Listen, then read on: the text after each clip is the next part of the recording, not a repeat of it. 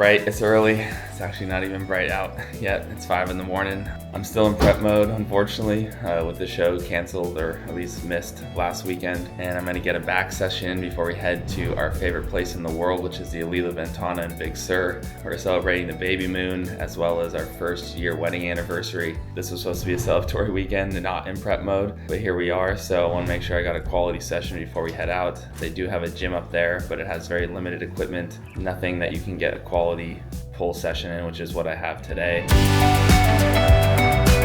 In this video, I'm going to take you along and show you, because I still am in prep mode, things that I use to stay on track while traveling, some tips and tricks just to stay lean, and ways that I think about going into a vacation so it doesn't completely derail your progress. So come along and have an amazing weekend in Big Sur. It's good, brother.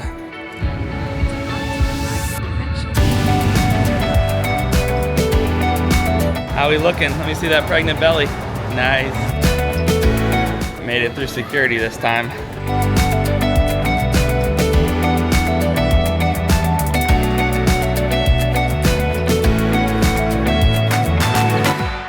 Beautiful day. A little chilly.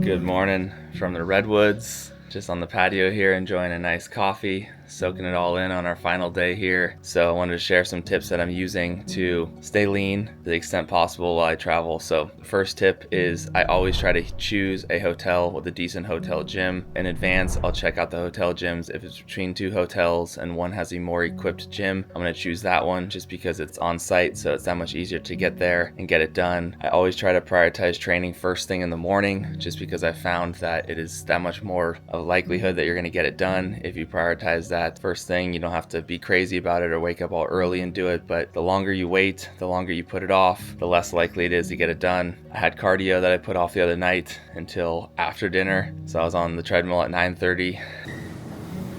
Here we are, 9:30 at night, getting that cardio in. Don't be like me and leave cardio to the last minute. I was trying to do it before dinner, didn't get it in, got lazy, but I'm still doing it. It took a lot of mental discipline to get it done. So make sure that you're continuing to train while on the road. Just continue that momentum so that when you get back, you are back in the groove and you haven't taken an entire week off, making it that much more difficult to keep the progress going.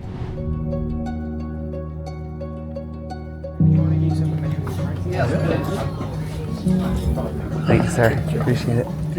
Thank you very much. Thank you, man.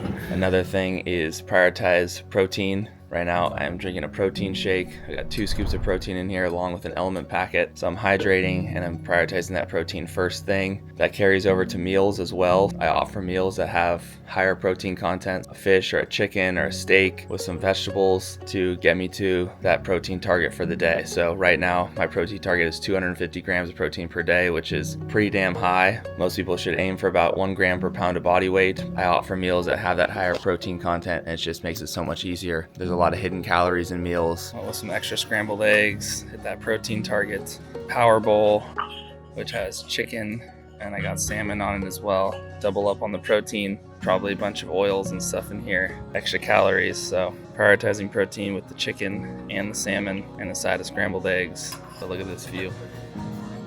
With a steak or chicken, you know, typically that's pretty clean. So just steak, chicken with some vegetables, either a sea bass or any kind of fish if you do fish. And it normally gets you about 50 grams at that meal, maybe 3 meals throughout the day. If you're getting 50 per meal, that's pretty good for most people. And then if you have a protein shake, you know, you're gonna be at that 180 to 200 range. Prioritize protein is tip number 2. Off to dinner. So far, so good. eating our way through this place. We're in the middle of day one. What not to do on vacation. The next one is just to stay active while you travel. Typically you're in a new city or a new place and you want to explore it. Try to do that by foot as much as possible. So you're prioritizing steps, you're staying active, going on hikes, whatever it is, to just help kind of offset a lot of the calories you're getting from the meals. Anytime you can move your body and try to offset some of those calories and just stay in that caloric balance to the extent possible, that is huge. Off to dinner at Sur House. This is one of my favorite walks. Off to breakfast. And then the final one is obviously alcohol. So vacation and alcohol go hand in hand. I totally understand that most people on vacation want to have a few cocktails. Totally okay. I do not typically drink on vacation. Not only has Minami been pregnant for the past 7 months, it just does not align with my goals right now. Just remember that there's a lot of empty calories in alcohol. Most cocktails have between 200 and 400 calories. If you're having a few throughout the day, just realize that you might want to offer some foods that is lower calorie or skip a meal or something just to offset some of the calories you're getting in the form of alcohol. For me personally, I'd rather put those calories to use towards something sweet like a dessert or try a new food that I wouldn't otherwise try.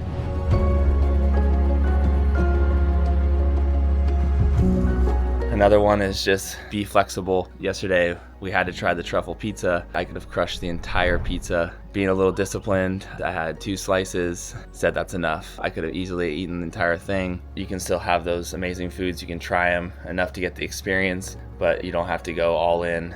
I felt like that was kind of a perfect balance. So those first few bites are just amazing. Savor it, enjoy it, try to get out before you do too much damage. So at the end of the day, it's a caloric balance. If you implement those tips, I guarantee that you can go on vacation. I've done vacations of 30+ days and still came back pretty much a maintenance level in terms of body weight and maintained muscle, maintained my physique while on the road. So it's doable. You have to prioritize, the things that matter, and you can still have amazing experiences. Give those a try, and I'll see you in the next video.